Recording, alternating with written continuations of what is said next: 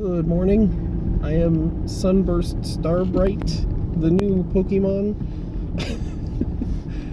Just the sun, pure sun. There we go.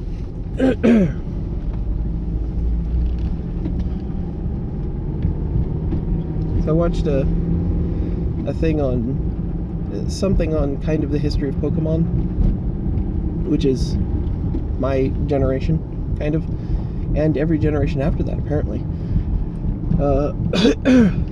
And I'd kind of grown disillusioned with the whole series just because it seemed so overdone, just over cutesy, just merchandise. But apparently the original, the first one, was really a passion project. And they were people who collected bugs and they wanted to kind of capture the enjoyment that they got from collecting bugs and relate that to other kids and give them kind of that feel for nature and getting out and exploring and finding, discovering. So they made the game Pokemon, and obviously it was an explosive hit and led to billions although maybe at this point, maybe trillions of dollars of profits. And my understanding is there were a few more Pokemans that came after that, but it pretty much went downhill after those.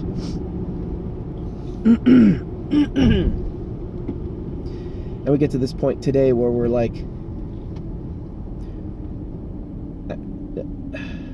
I don't know, maybe I'm wrong. The point today where it's just pure money grab, like literal lowest effort, bottom of the barrel. I mean, I had this at Let's Go Eevee, which arguably Sword and Shield is actually worse. But watching my daughter play Let's Go Eevee, and it's like, there was the character was supposed to push. All right, so let's start at Pokemon Stadium. So Pokemon Stadium 64 is you're playing these Pokemans on the video games, on the Game Boys, and you're like, man, this is really cool. I just wish I could see like what they actually look like and what their attacks actually look like. And then Pokemon Stadium came out, and there were, attacks essentially. You could see it was a little bit more descriptive than, some sprites sailing across the screen. So you could get a better idea of how grand that attack was that you just did. And now we have, CPU cycles coming out of our ears, and we're just like, Eevee use Eevee use Tail Whip, and it's like, like, it's not even animated. It's like a dude spinning the Z-axis, rotating across the Y-axis, and then hopping on the Z-axis, and then rotating back. Like that's actually not, it's almost not animation. And then the characters, like Sword and Shield was worse, but we don't have those. We had Let's Go Eevee, and like her character was supposed to push a chair across the room to reach a vent, and it's like, oh, I'll push this, like I can't reach this vent, I need to find a chair. And you go over to the chair, and you press A on the chair, and then it says, I'll move this chair over. And then the screen fades to black, and then the screen fades back in, and the chair has moved over 10 feet. It's like, you couldn't animate the chair moving? Like, you couldn't just make your character walk into the chair, and then the chair moves? Like, we had this we're moving stuff around in Game Boy games, but now we're fully 3D rendered, and I mean, it's obviously that is clearly a Pokemon thing. There's other games like apparently the Monster Hunter series, and Witcher doesn't look bad. Like, there's like actual effort that goes into these things, but for whatever reason, Pokemon has been resting on its laurels for decades. I mean, this is not just about Pokemon, obviously. This is something that is indicative of the industry, just in general. It's something that, more it might just be more money. I don't want to get too in the weeds about it, but like, if you can grab cash, do it. And nuts to the franchise, nuts to the series. Who cares? Who cares if you lose the original fans or the fans that made it strong, so long as the profits, the bar goes up. That's the Nintendo joke. It still prints money. It still prints money. As long as it keeps printing money, who cares?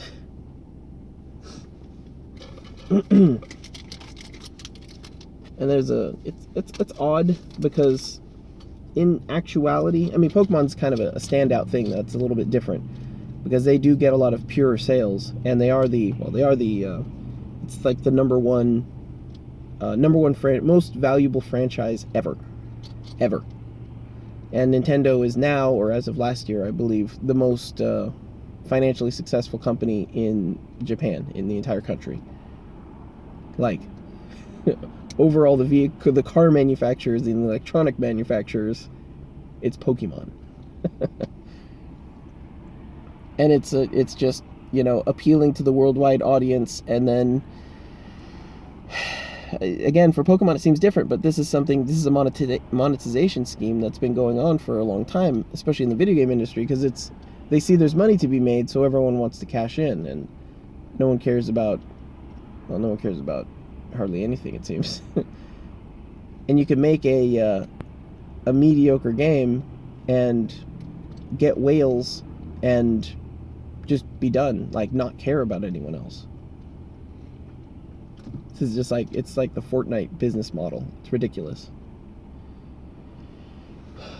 But it's free. It's free to play.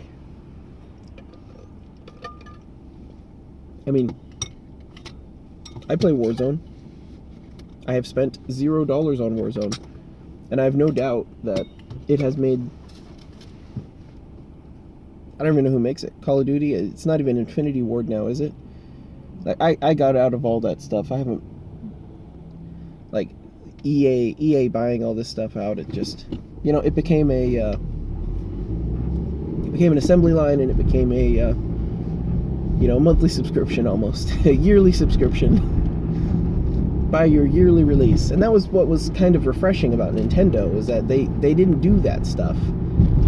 And then, with the recent death of the CEO, now they started getting into a lot of that stuff. It's actually a Knowledge Hub video. I'll link it if I remember it. That talks a little bit about Nintendo's history and says how Nintendo is known nowadays for being kind of the innovator, and for zigging when everyone else is zagging, just doing things differently. And I respect that. But he says this is the exception, not the rule. The rule is them making dumb moves and trying to cash in and not really caring about video games, and just finding what the next big thing is and hopping on it. And then this series of blue ocean style innovations and changes, and just being different, and treating customers different, frankly, it's true, in a positive way. Like, that is the aberration. That is something that was unexpected. That is the exception. And now that the CEO's gone, they're getting back into their previous modes, and this is the whole this is the leadership change. And then the games are limited releases. And it's just it's all marketing.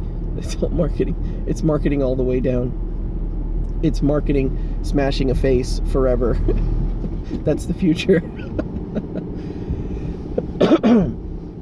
And the only way to get out of it is to withhold your money. Just not spend.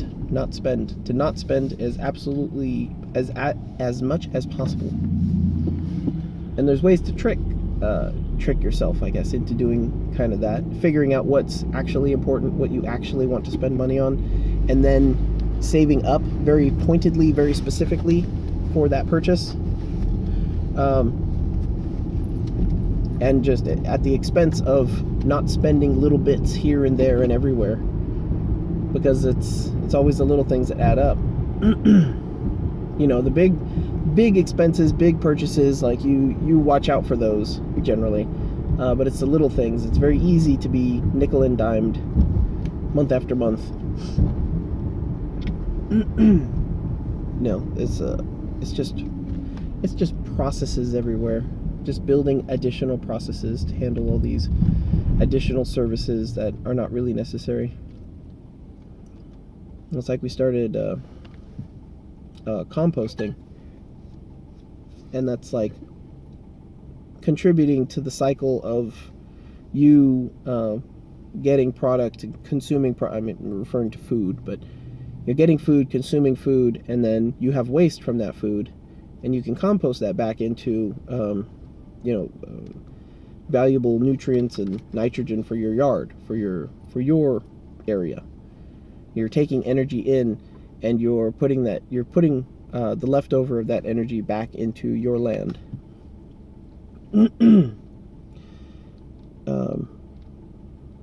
But if you take that energy, and not only do you take that extra energy, that leftover energy, and you ship it far away, in the form of putting it in a trash can and waiting for a trash man to come and carry it, and a trash truck to carry it to a landfill, well, not only are you not getting everything that you purchased out of that energy, essentially, you're also paying out for trash cans, paying for individual trash men to come, trash trucks, trash truck maintenance, the fuel to drive around, the fuel to drive it to the landfill, and, oh, by the way, maintenance and upkeep and property fees on the landfill, and on and on and on. And these are all these new cycles, these new products, new things that did not exist previously, that are obviously expected to exist now, and it's just more people doing more work for more, and more money is required of everything. And that's where I was kind of going with that first argument, is like, it might just be that there's just too much money going around, and because of that extra money, it needs to get spent. And this is kind of an American thing, though, because we're a capitalist system and a debt-based economy, so it's like, well, the money has to flow, the spice must flow in order to keep this machine animated. The blood has to pump through the veins, even if the end of the veins is just open and it's just falling out into the landfill. You just have to keep pumping blood through to keep the machine going. It's not sustainable. And I don't mean that in like an earth-huggy kind of way. I just mean economically, it's not sustainable. Fiscally, it's not sustainable. Logically, it's not sustainable.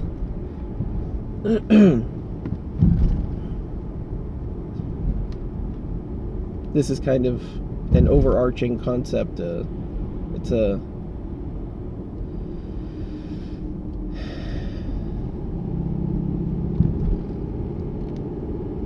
I don't know, I guess you would call it a theme. It's practically a theme, because it's something that is existing, and it's just wasteful. It's purely wasteful. And it extends into, this, like I said, this isn't just about Nintendo. This isn't just about video games. This is about everything in modern Western world right now. At least the debt-based economy ones. Well, this is, Nintendo's worldwide, and it's just waste everywhere. And it's waste in software development. It's all over the place. Make all these extra libraries that depend on more libraries that need to be maintained by people who, since it's open source, they're not getting paid. So this is that whole software industry argument all over again, because it's a mess, and it's wasteful, and it's not necessary.